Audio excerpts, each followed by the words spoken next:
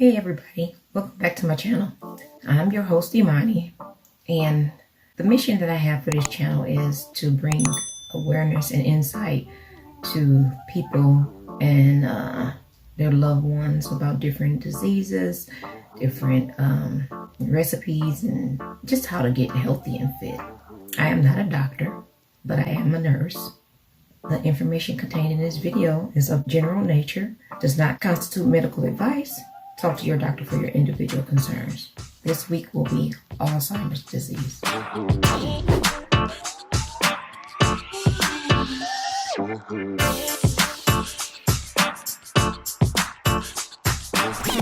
What is Alzheimer's disease? Alzheimer's disease is a progressive form of dementia, where brain cells die and cause affected memory, thinking, and behavior. Dementia is an umbrella term that Alzheimer's disease can fall under. Dementia and Alzheimer's disease are not the same. I repeat, dementia and Alzheimer's disease is not the same. Alzheimer's disease is a disease where dementia is a syndrome. Alzheimer's is the most common type of dementia. It accounts for 60 to 70% of dementia cases. Alzheimer's is a progressive disease of the brain that slowly gets worse over time because of two abnormal structures in the brain: amyloid plaques and neurofibrillary tangles. Amyloid plaques are clumps of beta amyloid proteins that clump together and form plaques that can disrupt communication between nerve cells and cause brain inflammation. People with Alzheimer's disease have a lot of these plaques in the hippocampus, the part of the brain that deals with memory. Neurofibrillary tangles are fibrous tangles of an abnormal protein called Tau. Tau is a fiber-like protein that holds microtubules in the brain stable. Microtubules move nutrients, molecules, information to other cells. Alzheimer's disease and other dementias are associated with abnormal structures in the brain called inclusions. Inclusions are various abnormal proteins in the brain. Symptoms: they would not want to be around family or friends or do things in the community like they used to. They'll have repetitive statements and movements. They wouldn't take care of their personal hygiene. They have trouble finishing a sentence or lose the train of thought often. Problems with reading, writing, and working with numbers. Trouble with things they used to do on a regular basis, like fix a cup of coffee or use the microwave. Being confused about times and places. They'll have behavioral symptoms like restlessness, anxiety, crying, and wandering, especially in the late evening. This is called sundowning. Severe symptoms. When it gets too severe, the disease develops clusters of protein that destroy brain cells and tangles the dying nerve cells that twist around one another. When that happens, they can no longer care for themselves. They sleep more, increasing the risk of bed sores. They also have trouble with mobility. A lot of times, they can't control their bowel and bladder. They tend to lose weight because they don't remember to eat. Risk factors: increased risk if you are 65 years or older.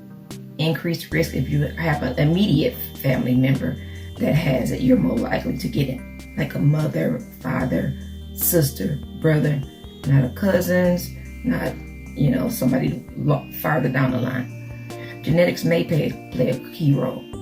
One gene in particular is apolipoprotein, is a gene that's been linked to the onset of Alzheimer's disease in older adults.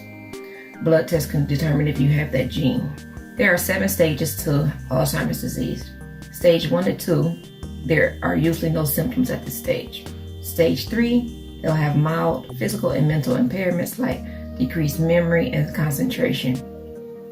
Stage 4, this is where it's often diagnosed. And during this stage, you'll have memory loss and they can't do everyday tasks, but this is still considered mild. Stage 5, moderate to severe symptoms, and they require more help from loved ones. Stage 6, people with Alzheimer's disease may need help with basic stuff like eating or putting on clothes. Stage 7. Stage 7 is the most severe and final stage of Alzheimer's disease. A person may lose their speech and facial expressions. Causes: there are some symptoms that can make you feel as if you have Alzheimer's disease because they are very similar to Alzheimer's disease. Vascular dementia causes impaired blood flow to the brain and leads to problems with reasoning, planning, judgment, and memory. Blood clots in on the brain. Pick's disease is a permanent form of dementia similar to Alzheimer's disease, except it only affects certain areas of the brain. If they have HIV or a stroke, supranuclear palsy is a brain disorder that causes problems with walking, balance, thinking, and complex eye movement. Certain tumors or infections of the brain. Metabolic imbalances like problems with your thyroid, kidney, or liver disorders. Frontotemporal lobar degeneration affects the frontal and temporal areas of the brain associated with personality, behavior, and language. Chronic alcoholism or chronic drug use. The diagnoses. It's impossible to diagnose Alzheimer's while a person is alive. The brain has to be examined under a microscope during an autopsy to make a definite diagnosis of Alzheimer's disease. When you go in to see your doctor, have some support with you, someone you trust and feel comfortable with. The doctor will discuss the symptoms you're having. They will discuss a medical history, current and past medications, medical conditions you suffer from, order blood tests, order a series of mental and memory tests, refer you to have a neurological exam. They more likely will order a CAT scan and MRI. You will discuss your diet, alcohol intake, and lifestyle habits. All these things will have to be completed before the doctor can make a diagnosis. Medications. Aricept is used for mild to severe Alzheimer's disease. Exelon is used for mild to severe. Namenda is used for severe. The doctor may suggest antidepressants, anti-anxiety meds, and antipsychotic to help symptoms related to Alzheimer's disease like depression, aggression, agitation, hallucinations, and restlessness. Treatments. There is no known cure for Alzheimer's disease, but there are treatments that can slow the progression of the disease. Researchers think these things may help. Involve yourself in cognitive training, eating more antioxidants, more vitamin C and E, and beta-carotene. Increasing your intake of omega-3 fatty acids like salmon, tuna, sardines. Hormones and diabetes type 2. They say that the insulin seems to play a role. Diet, fruit, veggies, and whole grains. Play memory games and read. Be sure to get enough rest daily. Prevention. There is no known cure for Alzheimer's, and there is no foolproof preventative measures, but these things may help. Quit smoking. Eat a plant-based diet or Mediterranean diet.